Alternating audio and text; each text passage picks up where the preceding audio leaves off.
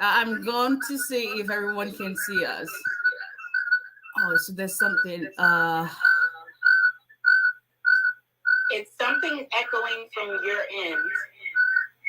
If you turn off your microphone on StreamYard and see if that works. How about that? Yeah. I think that's it. Okay. But hi, everyone. Okay, let me see. So if y'all can hear us real good on Instagram, can you guys type in a yes? And if you can hear me on TikTok as well, please type. So we have a guest tonight. Now on TikTok, you won't see her because we haven't figured out how to connect that. So just bear with us tonight.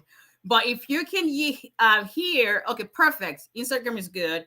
If someone on YouTube and Facebook can help me verify that you can hear Miss Scott. So yes.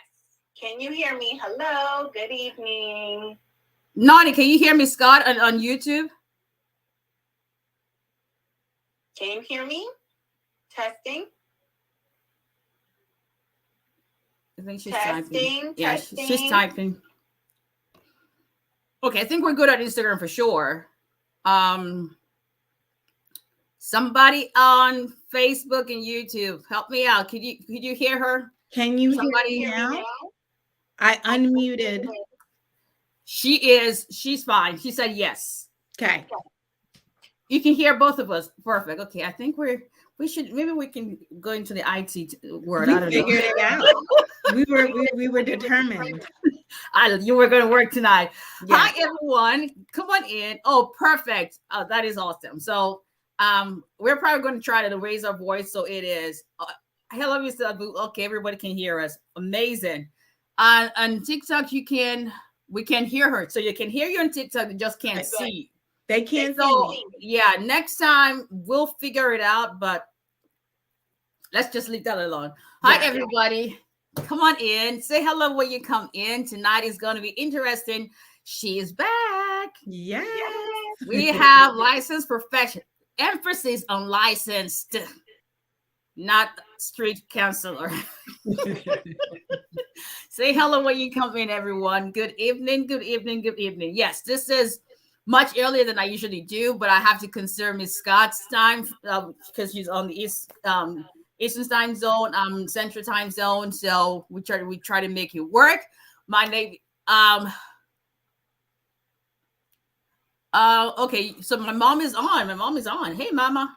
And can everybody see? So you can see her on Instagram, obviously, and you can hear us perfectly on YouTube and Facebook.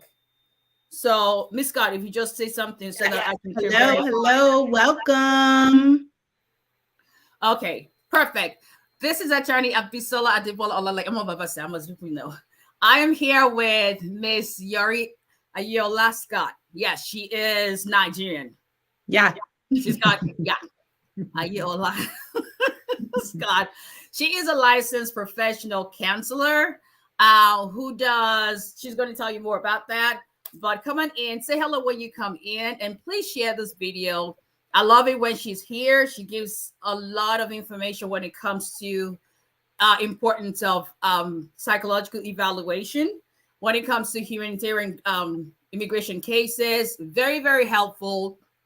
So please share. If you are on Instagram, please share this video to her page, my page, from my page to her page, and to also your friends, your followers, so they can benefit from this information. I always stress that when you do humanitarian cases, the two main ones I do when it comes to humanitarian cases are asylum and VAWA cases. Those two cases, I work with Miss Scott in a couple of cases, and I have another one I'm going to send your way, actually, probably tomorrow. So it is important for me. I have had quite a number of therapists reach out to me, but I am extremely picky because people's lives depend on this. So if you need to contact our office, 𝒊𝒎𝒎𝒊𝒈𝒓𝒂𝒏𝒕 Law Firm, our number is 334-341-4475. And I will put Ms. Scott's number here. Let me create that. So, because mine is scrolling across the screen. 678. I cannot see you with my glasses. Help me out. 678-468-5090.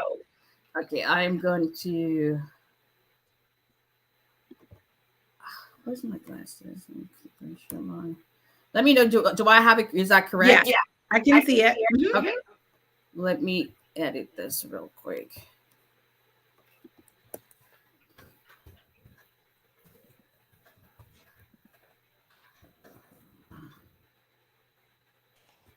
Okay, let's see. Got it. Okay, so that is our special guest for tonight. Once again, this is Ms. Yuri Ayola Scott. She is a licensed professional counselor, licensed, not someone who's just going to type something. Now, there is a difference, and she'll talk about that between a psychologist and a psychiatrist. And there's a reason why one is an MD and one has, a PhD or a doctorate or master's degree when it comes to psychology. Very, very different. When it comes to VAWA cases, humanitarian cases, it's more of a psychologist that you need. So without further ado, Ms. Scott, if you would introduce yourself to everyone on TikTok, YouTube, Facebook, Instagram, and give them a little bit of background. I already know your background, so go ahead. Yes. So thank you so much for having me. This work is very near and dear to my heart. My dad is Nigerian, and so just watching him go through the process of citizenship really lit a fire in me. I knew that when I got licensed, I wanted to also give back and help my community. I am in Atlanta, Georgia, but I'm licensed in Texas and Florida as well. And what that means is when you have a license, you have to have permission from that state to practice. So I have many people reach out to me from New York and all over, and they say, can you help me? Can you write my evaluation? And the reason why they want you to be licensed in that state is just in case I have to appear in court, in case there is a diagnosis or you are in a state of emergency. They need to know that I understand the laws of that state. So the Congress is actually going through a counselor compact where they're trying to make it legal for counselors to practice across board. But until then, I have to get licensed in each individual state. They each have their own process and wait list and hoops to jump through. So until then, I am only able to serve in Georgia, Florida, and Texas. And if you need her contact information, I know you cannot see it on Instagram and TikTok. If you're on YouTube and Facebook, you can. It's on the screen. Her contact number is 678-468-5090. If you need immigration psychological evaluation in Florida, in Texas, and in Georgia, and I think Tennessee is coming up soon, right? Tennessee and Alabama. I've been waiting and waiting. Alabama. So, yes, everything is submitted. I'm waiting. And let me just piggyback on what she said as far as why it's important to be a licensed counselor. She does provide expert witness testimony. So it is, she's subpoenaed, she's called as a witness in court when it comes to cases like, you're filing VAWA because there's VAWA cancellation removal as well, or you have an asylum case that's coming up and you need her testimony. And we'll talk about that as far as why a psychological evaluation is important, not just in your documentary submission, but you never know if you have an asylum case where you have to have an expert witness come testify on your behalf. And her expertise comes into play in evaluating you and then giving a recommendation to the court, to USCIS, making your case even that much more credible as far as what your experience has been. If it's a case of VAWA, that, whether you're a credible witness, whether based on what her experience has been, she understands what kind of abuse you have been through. if it's an asylum case, what the effects of what the trauma you have experienced has been in your home country, and what the effects will be if you were made to return to that country. Mm-hmm. So let us jump into my very first question. So we've done introduction, background, and what kind of cases do you, okay, let me start with psychiatrists and psychologists. Mm-hmm. Psychiatrist is a medical physician. Yes, so they are able to write a prescription. Let's say that you're suffering with anxiety or depression, and you need a prescription to help you cope. Then you see a psychiatrist. That psychiatrist partners with your therapist to make sure that you are not having any adverse reactions, to see how you're doing on that medication. So we work as a team, but they are the prescriber. Exactly. Why is it more of relevance that what you need in a humanitarian case, such as a VAWA and asylum case, is more of a psychologist rather than a psychiatrist? A psychologist or a therapist is going to actually partner with you. So they are going to meet with you and journey with you and partner with you. So let's say, for example, you go to the doctor and you have the flu. They're going to see you, they're going to write a prescription, and they're going to send you on your way. So they're not going to actually partner with you and walk hand in hand with you. They are more, to see what you need, to diagnose you, to give you what you need, but they're not going to walk side by side and partner with you. Where a therapist, we're in it for the journey. So we're going to meet with you. We're going to follow up. We're going to make sure that you are coping. We're going to know that to help you with tools. So it's more of a partnership, where a psychiatrist is more of a, see what you need, do the evaluation, and give you the prescription. So that's the main difference. And when it comes to having a report, you need, that's more of what a psychologist therapist does, based on having those sessions with you. And so would you talk about how you go about evaluating immigration? Okay, let's back up. So why is it important that an immigrant works with someone who has experience in immigration related cases rather than someone who is in general therapy practice? Right. So a person who is trained with immigration understands the laws. They understand what umbrella you fall into. They have a clear understanding of how to paint your story and describe your hardship. And so meeting with the client, we meet twice. For an hour to an hour and a half each session. And from there, I'm able to hear your testimony and paint the picture for you. Some people get a diagnosis depending on what they've been through. I'm able to diagnose and list recommendations for the future.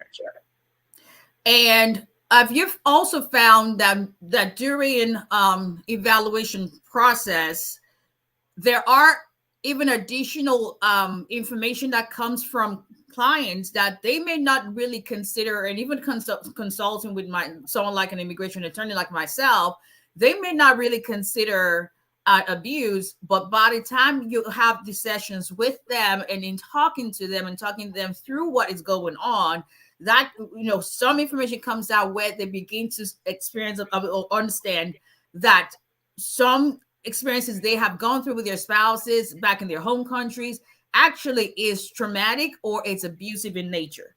Correct. So some people are used to their environment. Their environment may have been abusive, or they may have witnessed abuse. And so it seems normal to them. But when you sit down, for some people, this is the first time they're ever sitting with a therapist and have the ability to tell their story to someone. And hearing their stories and having them to tell me how they felt when these things were happening to them, and helping them to understand what the difference is between emotional abuse, what the difference is between financial abuse, what the difference is between physical abuse. Because for so many people, they only think abuse is if you've been hit. Yes. And that is exactly. so false. Absolutely. Please say that one more time for the choir at the back to hear. Abuse exists outside of physical violence. And I am able to help pull that out of you. I'm able to help you understand that being called names, that being humiliated, being demeaned, having to beg for basic necessities are abuse. But for some people, they have been used to that for so long. They may have been in this toxic relationship for years, and that's what they believe is love, or that's what their abuser has convinced them is love. And in reality, it's manipulation and emotional abuse. And in my, whenever I do consultations with clients, I start out and I'm looking for, you know, what are the facts of your case? What are the incidents you can give me that has transpired between you and your spouse during the course of the marriage? However, I still have a limitation in the sense of I am not trained as a psychologist, as a licensed counselor. So whenever I, you know, partner up with someone like Ms. Scott, even what I'm not thinking, because I know sometimes she would email me and say, hey, I think we should also explore this area because it looks like that may, you know, that may be, that would add more credence to the case. And I would like, you know, I didn't even think about it that way. Or I had a guy this morning where we're trying to figure out, and that's what I was talking to you that I may send your way. We're trying to figure out what kind of abuse he's gone through. He said, well, I've never been really abused because she's never hit me. She's never like, yeah, see, that's where the problem is. A lot of people, we're talking about our cases now. You think that abuse has to be someone hit you, someone threatened, you know, is intimidating or they threaten harm. But she says all kind of stuff. She calls me names, but I walk away. So I don't really consider that as a bit. And I said, you're walking there where it doesn't make it less significant. So someone like that who comes to you and then you're able to pull out, okay, you're walking away. How does that make you feel? Why do you walk away? Right? Some people have witnessed so much abuse, it's hard for them even to articulate what they've been through. It's all over the place. And so you need somebody who's going to help you put it in chronological order and have it well documented, you know, because it's one thing to have a story, but if you can't articulate your story, if you can't help the reader understand what you've been through, if it's all over the place because you're in a state of depression or anxiety or worrying, you need someone who can help you to, first of all, put it in order and describe what happened and categorize it for you. And so that's another important piece of working with myself as someone who is versed in immigration, because you have to be able to make it plain and make it clear. And I thank you for bringing that up. That brings me to my next point. Why is it important to have not just the evaluation done, especially when it comes to non-physical abuse cases, but why is a detailed report? And y'all, if you see her report, when I tell you that I'm picky, like I read everything. I do not send out a VAWA case or an asylum case without reading the report. If it's something that I need her to edit, like, okay, you know, this is what my client says in declaration. This kind of doesn't, you know, can we see how we can tally and make sure, because we have to make sure the story stays the same. It's not changing the client story. It's just making sure that we're having the same narrative. And so a detailed report and step by step of what kind of abuse this is, why this is important, how this affects. Why is a detailed report? Because I've seen some, I would have consultations and I'll tell people like, hey, have you seen a therapist? And I'm like, yeah, I have a therapist report or evaluation report. And they're going to give me 1 page. And I'm thinking, no, that's not going to cut it. I don't need I don't need a letter. I need someone who has sat down with you, at least had 2 sessions with you, and is able to articulate to the person. Because in affirmative asylum cases, you're sending your cases in before your interview. The asylum officer has a chance to read it before you get there. So they already have made up their mind to some extent. In that case, the petitions, you're not even going to have an interview. So everything that they're going to decide your case on is evidentiary, it's documentary. So it depends on how detailed and how credible your case is. If you have a non-physical case, why is a detailed psychological evaluation report that much more important? Because we're showing the history. We're not just showing, a snapshot. We are showing the history. We are supporting, if you're saying that you feel anxious or you feel nervous or you feel worried or you have trouble sleeping, we have to have facts, examples, scenarios that back that up. So the report is invaluable to describe how your mental health has been impacted and what I believe will continue to happen if you're not able to remain. So we're building a case on not only what has happened to you, but how it could further impact you if you're not granted permanent residency. So let's take it one at a time. For instance, in a VAWA case, what role does number one, having evaluation done by a licensed counselor who is experienced in immigration cases, as well as having a report for your VAWA case? What importance does it play? So if you are filing for VAWA, you are saying that you have experienced abuse. You're saying that my spouse has abused me, and I have to help show that abuse has taken place, because just saying that you've been abused is not enough. You need to show evidence that you have been abused, right? And so there are different categories of abuse.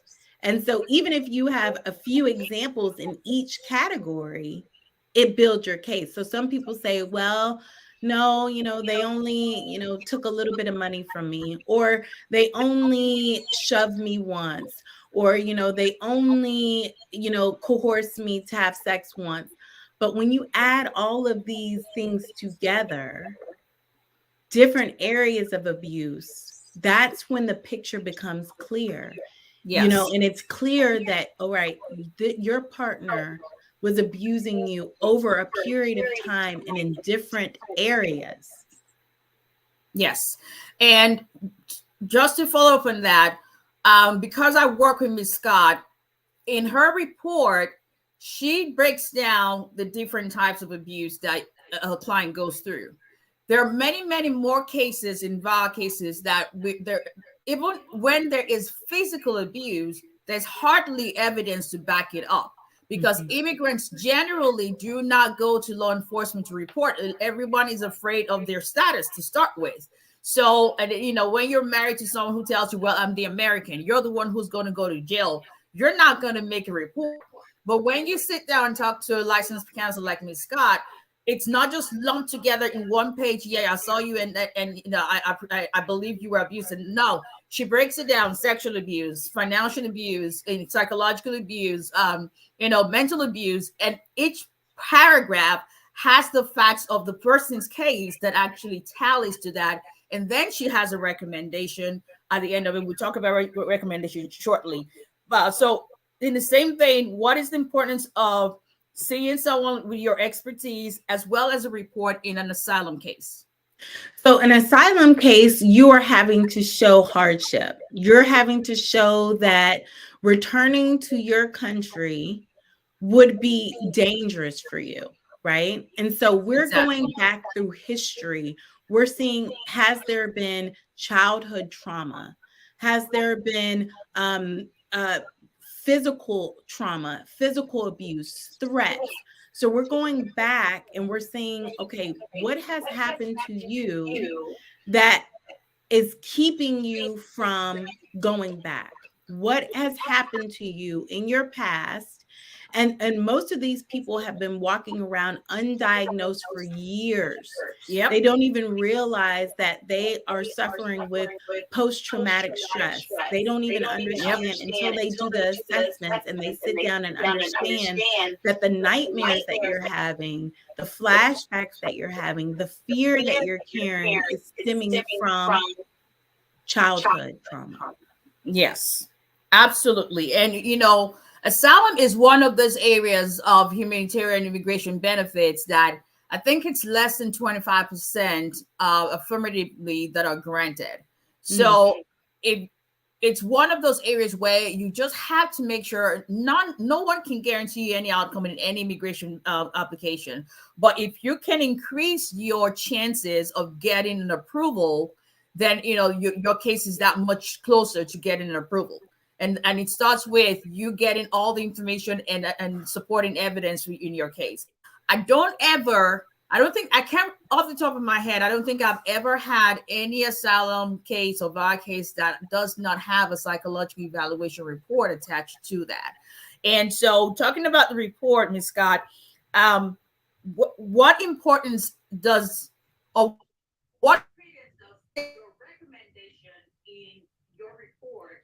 How does it give credence to a VAWA case? Oh, I think a VAWA case or an asylum case or any other humanitarian case. Why is it important that not just seeing the therapist, not just the detailed facts?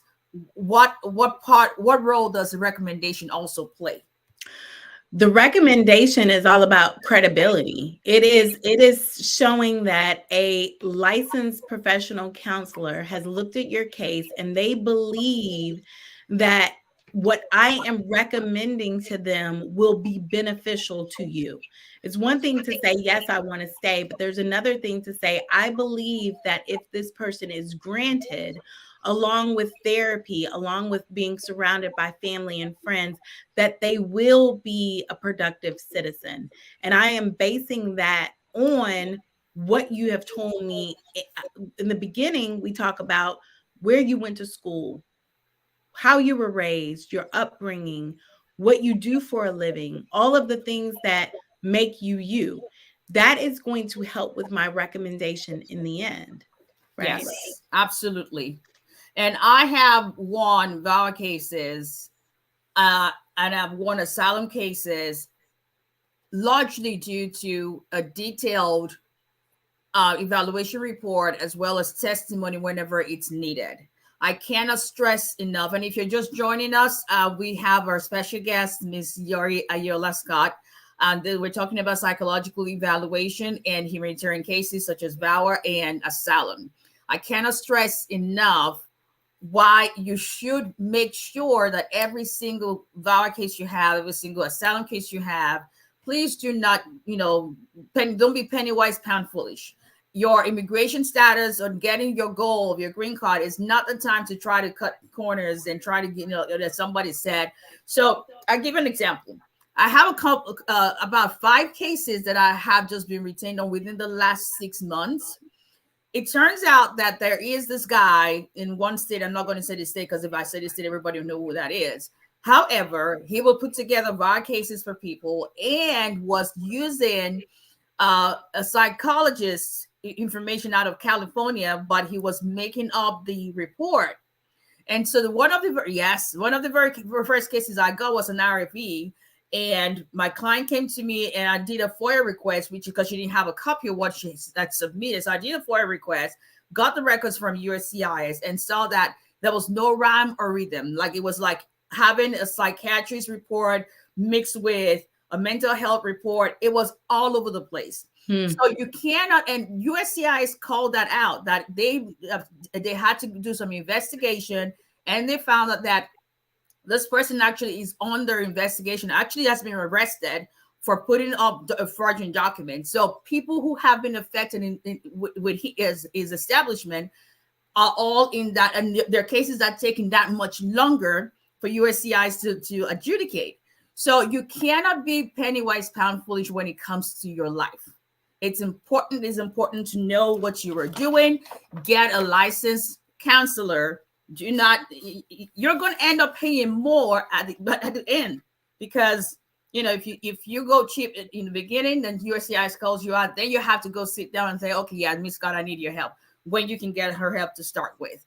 So let me put her number back up. Once again, this is Miss Scott, 678-468-5090.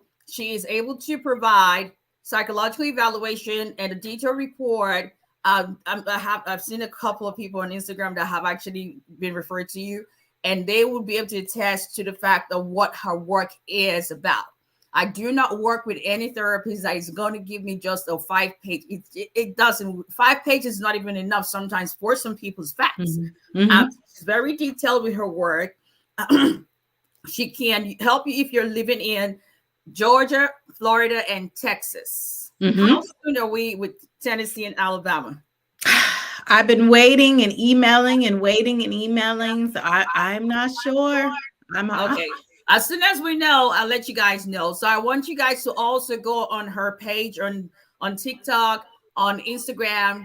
Please follow her page. Let people know of licensed people who are professionals who can make your case. Sometimes an evaluation report. I've used her report to be able to prove even good faith and shared residency, because they take the testimony of someone in her position as credible. When I have clients who do not have documents because of the abuse, it's not just about the abuse part of it. It's your whole case altogether. Okay. So any other information you want to add, Ms. Scott, before I take the questions? No, I just think it's all about having a professional, polished evaluation, knowing that you are confident that your story is told in chronological order, that it has evidence to support it. I think it's just comforting to know if you can put a stamp on something, why not do it? I mean, if you're in it and you're going to do it, you might as well do it. You might as well do it to the T. Amen, sister. I'm like, can't say it any better. But anyway, so her number is on the screen on TikTok and on YouTube and Facebook. If someone can help me put it on TikTok as well as Instagram, so it's 678-468-5090. I'm going to call that again, 678-468-5090. And if you don't get it, you can always reach out to me and we can refer you to her. Now, the one good thing I have to say is if you have me on your case, because I can refer you to Miss Scott, that's fine. But if I'm not your lawyer, I ain't going to review nothing. Because if you don't pay me, I ain't doing it. But we work so well together. If I have, her report has to mesh with your affidavit. It's got to mesh with your story. And so that's why it's important to have someone who's going to take her report, to meet with you. If she has any questions about being clear about my case.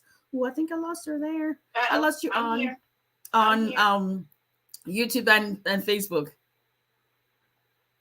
Okay, so she's still on Instagram, so that's fine. We work together that way. We're able to mesh together, make sure that the report and the client story is saying the same thing, because you don't want your report to have one thing and then your declaration has something else. And USCIS is going like, okay, they're not talking to each other. So that's important. That's an advantage of having an immigration lawyer work with someone who is a licensed counselor who also does immigration related evaluation. Okay. All righty. So let's see. Let me start with. It says that I'm on your backstage. I don't know what happened. If you click, and I'm still there. Oh, there we go. That's why I went in law school. I don't do text. That's why I went in law school. I couldn't wait to be done with math. And I was like, done. Let's go. And the funny thing is, my kids, both of them are excellent in math. I'm like, their dad is a physician. Okay. A doctor. So I think I got to give credit to where credit. Yeah. It's not me. It's a perfect mix, though. It's a perfect mix. I think so. No, I think they have my brain, but okay. So let's start with. Let's see. Now, book canceling were attached.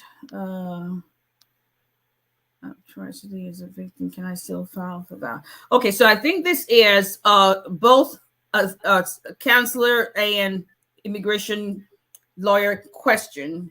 Ms. Scott, can you see that on your screen? Yeah. Mm-hmm. Okay. So Godson says, I filed VAWA in 2020, got married before the VAWA approved. That would notify you. I'm in a terrible situation that my spouse wants us to have sex twice a day and is affecting my health. Mm-hmm. Can I still file another VAWA? So I'll let Ms. Scott take this one, because definitely sometimes you may think sex twice a day is healthy, but it's not for everybody. And how can that be seen as abuse that would justify extreme cruelty abuse that will qualify you for VAWA? Yeah. So one of the first questions I would ask you is, what would happen if you told her no? If you told her no, I don't want to do it, what would happen? Think of that. And so more than likely he's going to respond by saying either she's going to yell, scream, throw things, break things, or she's going to be cold to him, block him, refuse to give him any emotional support, or he's going to say she'll demand money or she'll demand other things, right? Because we understand that people who are abusive are going to try to get their needs met in any way possible. And so not only, you see, now I'm drawing out another form of abuse, right? Listen up, people. Yep. Not only is she coercing you to have sex, but then her behavior, if you say no, I'm sure is going to fit in another category of abuse. So I don't know if you can still file VAWA, the law and all that would leave that to you. So that's where I come in. Yeah. So the fact that you got married while you had another VAWA, the previous VAWA case pending, obviously this notifies that first case. However, the fact that you're now going through yet another abusive situation, because that is just like Ms. Scott says, that is pointing towards an abusive relationship, and that can be categorized as extreme cruelty. Because no one, first of all, someone demanding sex, you're not a sex slave. Right. You are a full-fledged adult, and you're in America where you can say no. But if saying no means it's hell for you, there is abuse. And so based on that, and if you have all the other requirements as well, good faith, shared residency, physical presence, good moral character, qualifying relationship, then it's time to talk to an attorney and see how you can get started on your case. Okay. Let's see. Okay, this is his follow-up. He said she treats me I think he means she threatens me. Oh yeah, not going with me to interview. Right. So I have a whole section on abuse related to my immigration status. So threatening to divorce, not following through with promises, dangling your immigration status like a carrot, saying if you don't do this, I'm not going to go to the interview. Those are all tools of manipulation, and it falls under abuse related to your immigration status. That's not allowed. They can't hear that, people. Okay. Let's see. Can asylum based on? So this person is asking. So I think this will also come into how this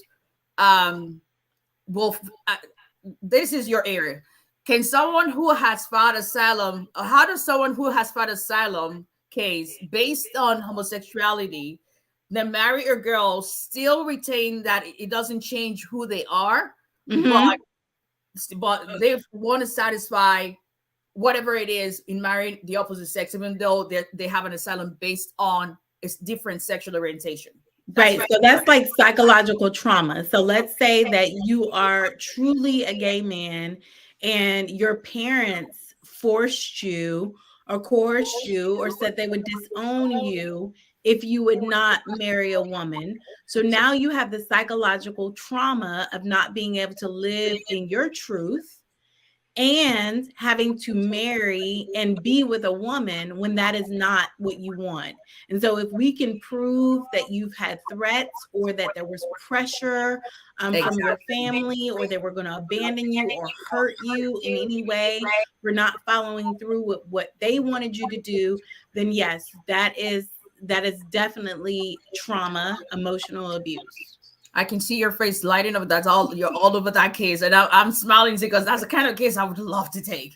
Like, we just love to fight. We got Nigerian blood in us. So.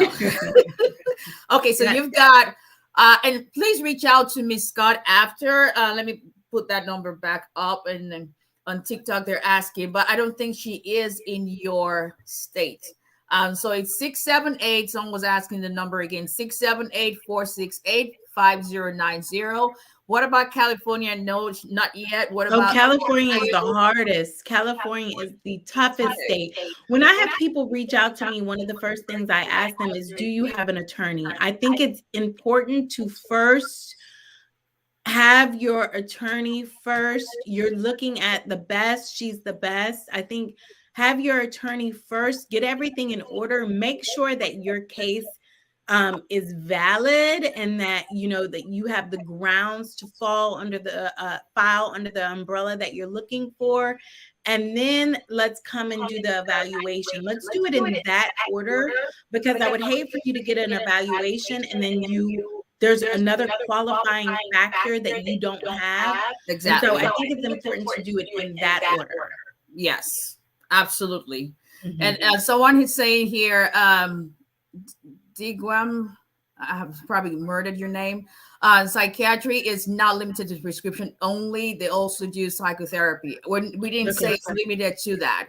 A psychiatrist is a medical doctor. No qualms about that. But what I have seen in my practice, doctors like to just scribble notes. I was married to one. I know what it is like.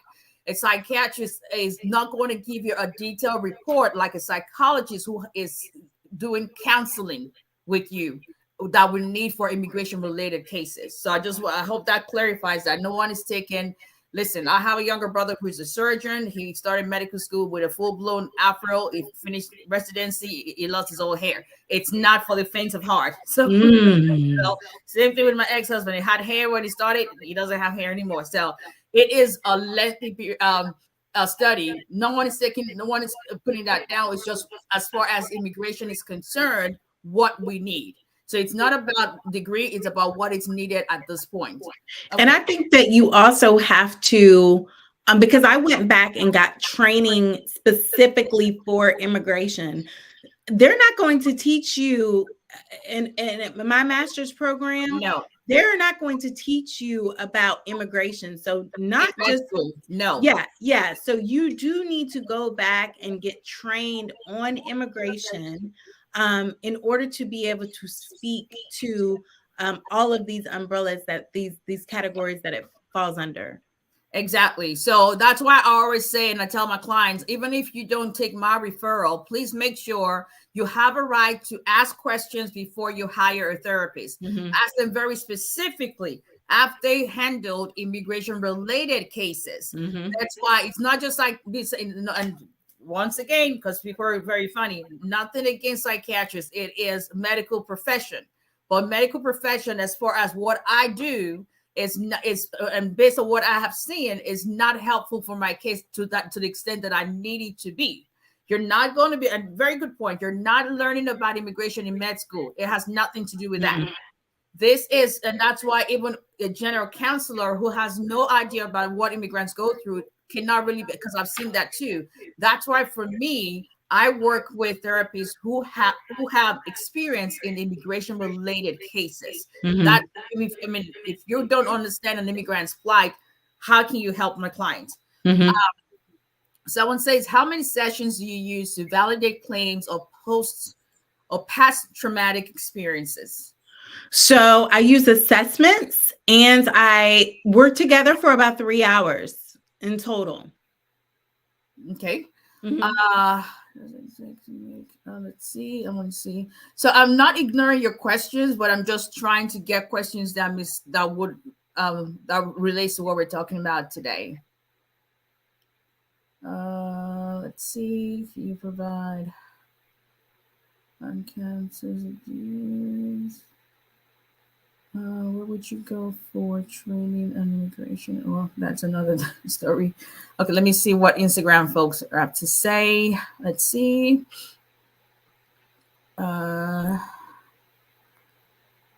Okay. What states are you licensed in? Okay, Ms. Scott, if you repeat Georgia, Florida, Texas. So she's able to have evaluation done for you if you are a resident of the state of Georgia, Texas, and Florida. Mm-hmm. When she gets more, I will let you guys know. And then let's talk about if you are, so because you are physically, your office is in Georgia.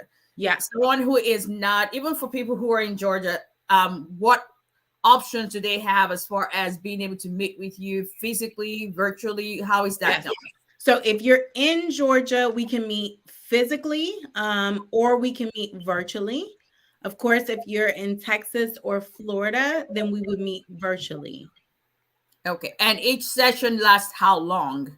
Hour and a half. Okay. Do you have a therapist for Baltimore client? Off the top of my head, I have to think, but not Miss Scott. Maryland is not yet. No. But if the law passes, if it passes through Congress, then that would be very, very helpful. Yes. Yes. So for immigration evaluations, the therapist has to be licensed in your state. How does it work for lawyers, attorneys? Are you able to anywhere? So for immigration, because immigration is federal practice, all you need is just to be licensed in one state. Okay. So that is a good thing for us immigration lawyers. So I'm licensed in Alabama and New York. Okay. So I have 2 licenses, but I just need one. And so that helps us. And that's why I can represent immigration clients in all states. Okay. You would think it should be anything immigration. Mary says, let me put this up. Do you have sessions with asylum based on circumcision? Yes. So I have had a client based on circumcision, and definitely that falls under the umbrella of asylum. And some of the questions that I am going to ask you is what trauma has it caused you? And what trauma do you see that it has the potential to continue to cause you? Okay.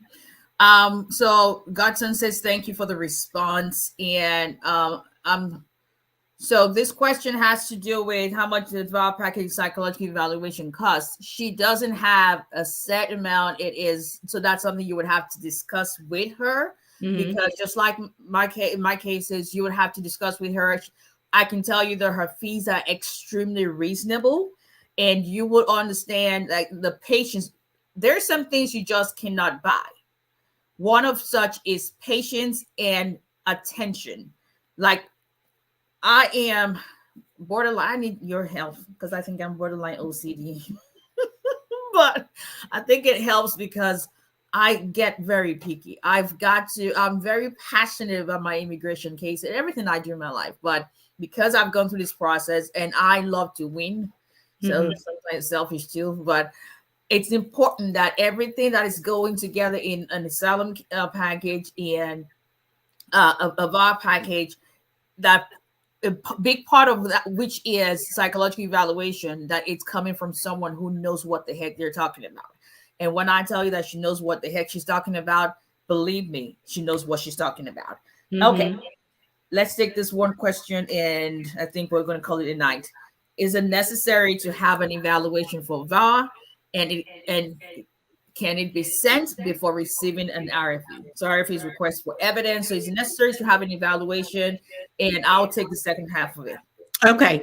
I don't think it's not mandatory. I think there's a difference between necessary and mandatory.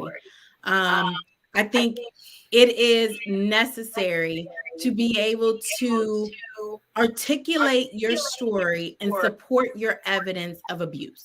So if you can articulate your story and you have supporting documents, i.e., let's say, for example, you're saying that you have anxiety and depression. If you have been seeing a therapist who has notes, you can send that in.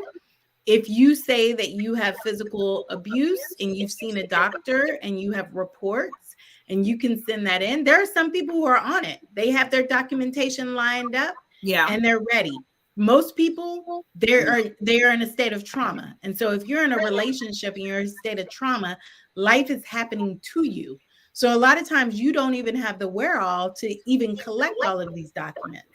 So not mandatory, in my opinion. In my opinion, it's necessary.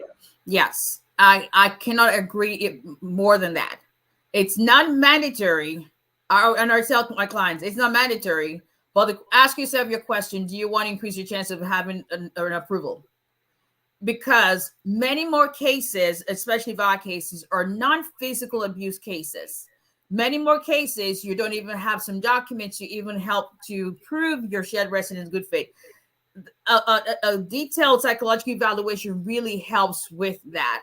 So, let me see. So the second part of it is, can it be sent before receiving an RFE?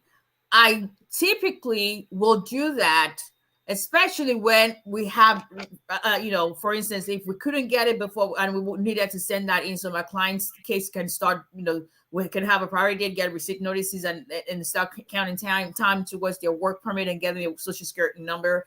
And then once we get the report, and then we send that in. Sometimes I have clients who've already done their case on their own, or they're changing attorneys, and they come to me and I do a FOIA request and I review their case and like, okay, we need to add this to it.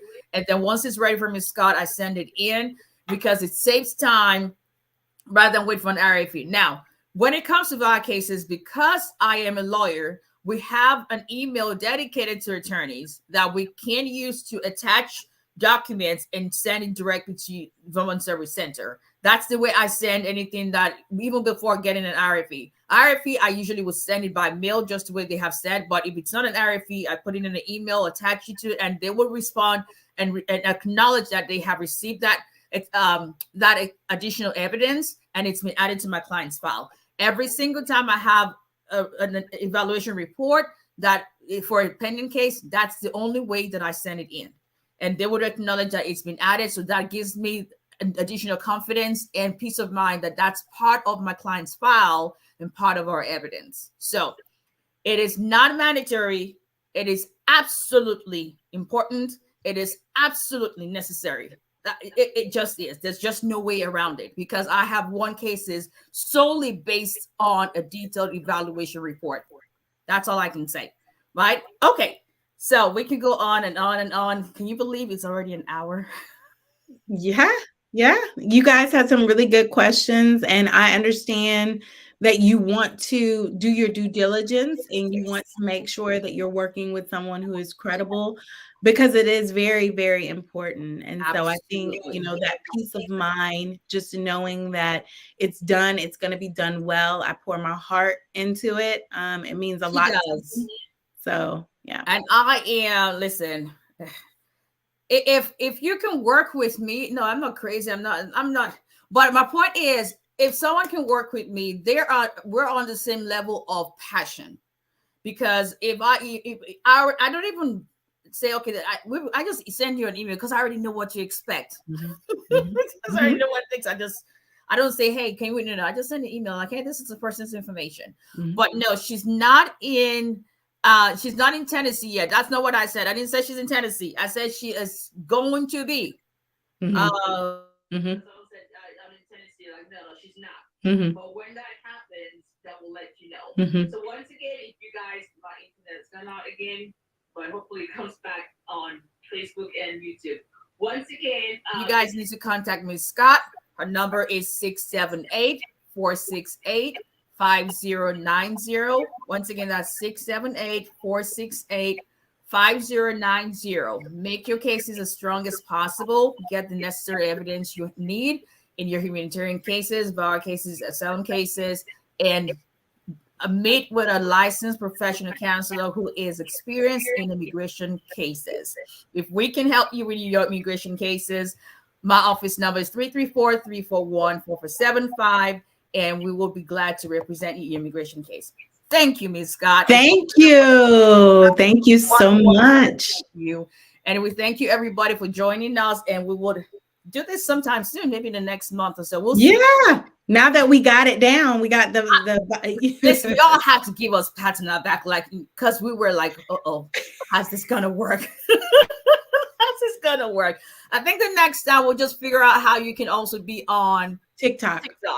Yeah. But we'll figure that out. Whoever can help us, please email me or email her. Yes. Let us know, because we ain't doing tech stuff. No, I ain't doing it.